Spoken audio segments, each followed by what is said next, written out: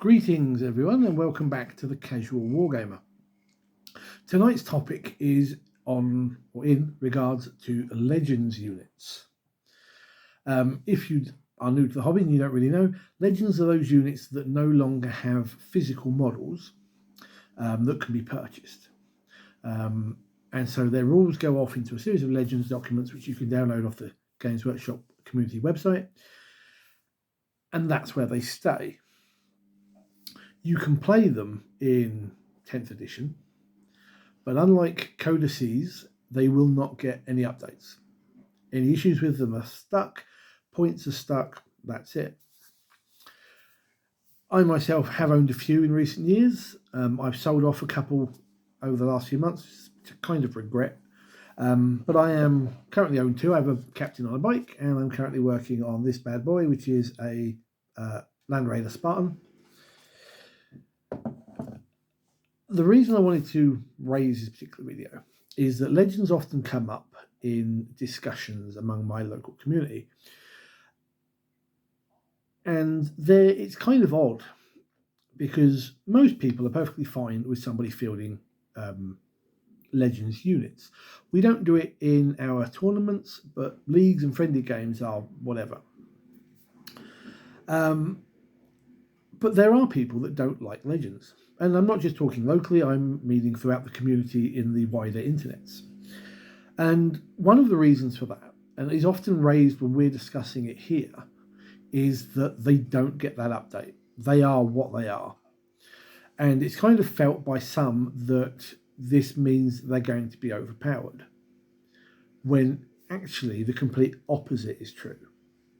What will happen is, as codices come out, as Games Workshop release balance updates and points changes to the units in the codices, which are the things they want you to play, because the models are available and you can buy them. Or in the case of things like this, they are available. You can buy them for the Horus Heresy Age of Darkness game, but generally, people are going to want you to, they're going to expect you to be buying the latest things from the codices. But because they are not being updated, they will end up being overcosted and often underpowered. I, having looked through, can't see anything that I would say is overpowered in 10th edition. This thing that I've just shown you here comes with 2 quad laser cannons. Yes, it's powerful, but you pay a lot of points for this unit. And that's where it kind of works out. But you find that there are people out there who will go, well, I'm not playing a game if someone brings a Legend. I know somebody locally that's exactly that. I want to say attitude, but that's not the right word. But they have that point of view. And that's fine. If I know that I'm going to play that person, then I don't play anything like that. And they sort of argue that you should be telling your opponent if you're going to bring a Legends unit. And I disagree.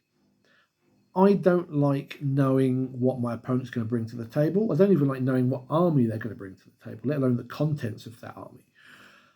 And likewise, I don't like to tell my opponent. You're going to get to the table, you're going to set it all up, and you're going to go through it with one another anyway. So what's the issue?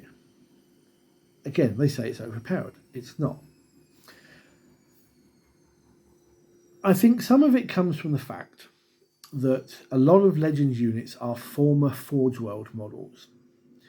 And in the early days, sort of like 4th, 5th edition, when Forge World was really starting to sort of take off, their units were designed by them rather than Games Workshop, pointed by them rather than Games Workshop.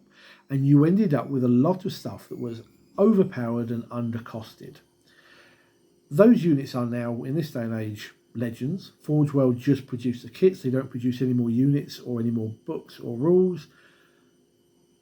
But I think there's still that stigma that says this unit is going to be too strong for the game and it's going to be so cheap that it's going to make playing against it pointless. And that's not the case. I recommend, if you can do it, buy the Heresy units if you're a Space Marine or a Chaos Marine player. Look at some of the stuff that is in your collection that's gathering dust because you think it's not playable.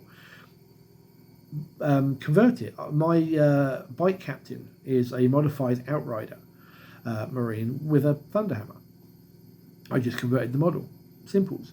Gives me a chance to play something different. Dust those models off and play them. That's what I'm saying. Don't listen to the naysayers. Everything that you can bring is variety. It's meant to be a game that's fun. I get tournaments not doing it because they kind of focus on those codices where we know that balance is perfect. You know what I mean. But friendly games, things like that. Variety is the spice of life in everything. Don't be scared of playing these units, and don't be scared of playing against them. Look at it from the simple fact that this gives you something you might not have faced before, or a unit that you haven't played for 2-3 editions. Give it a go.